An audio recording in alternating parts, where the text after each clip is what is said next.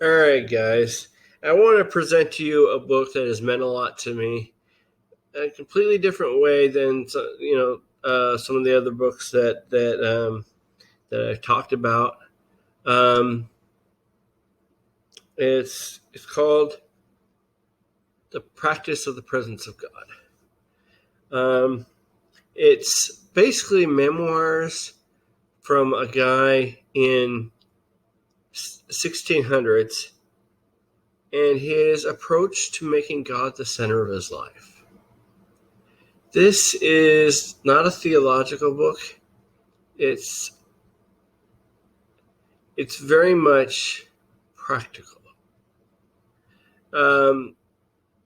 And the love for God that Brother Lawrence shows is something I want to share with you, and hopefully you will spend the time to. It's available on audiobook, so you can listen to it. But if you want to read it, it's also very cool. Cheap. You're talking cheap. I mean, it's open source right now. It's a public domain. So, I mean, everybody and their sister has printed a copy of this book. So it's free money, right?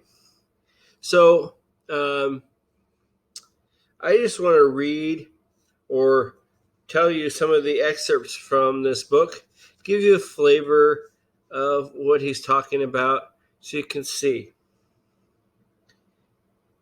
This is Brother Lawrence. He says that we should establish ourselves in a sense of God's presence by continually conversing with him. That it is shameful to quit his conversation to think of trifles and fooleries. That we should nourish ourselves with high notions of God. Think on these things.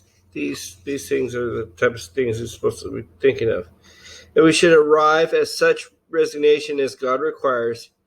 We should watch attentively over our passions, which mingle with spiritual things as those of a grosser nature. He determined to make God the end of all his actions. And that went from the mundane to the high. It's like if he's picking up a piece of straw, he's doing it for the love of God.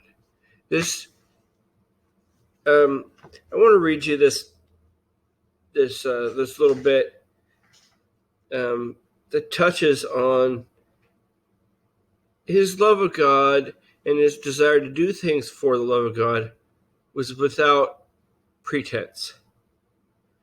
He said, I did not engage in a religious life but for the love of God, and have endeavored to act only for him.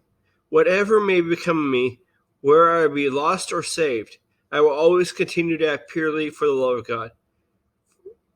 I shall have this good, at least, that till death I have done all that is in me to love him.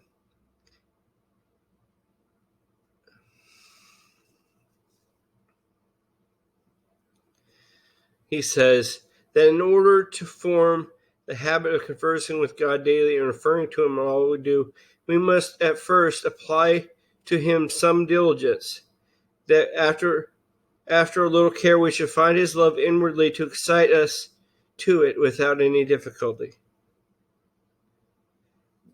That he expected after the pleasant days God had given him, that he should have his turn of pain and suffering, but that it was not uneasy about it, knowing very well as he could do nothing in himself, God would not fail to give him the strength to bear them. These are the kind of things that it talks about in this book. It's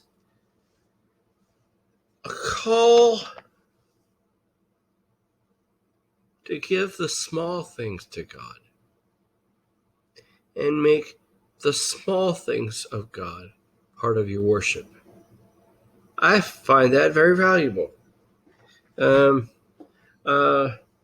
It's not all the big things that you do. Sometimes it's the small things. Cleaning the toilet, doing your exercises, doing what's required of you, before God as well. And that's part of your worship. This book, so practical, So beloved, I wish I could give every Christian a copy and force them to read it. But it's a free country. I hope you read it. I hope you see the love of God. I hope you drink fully of the love of God.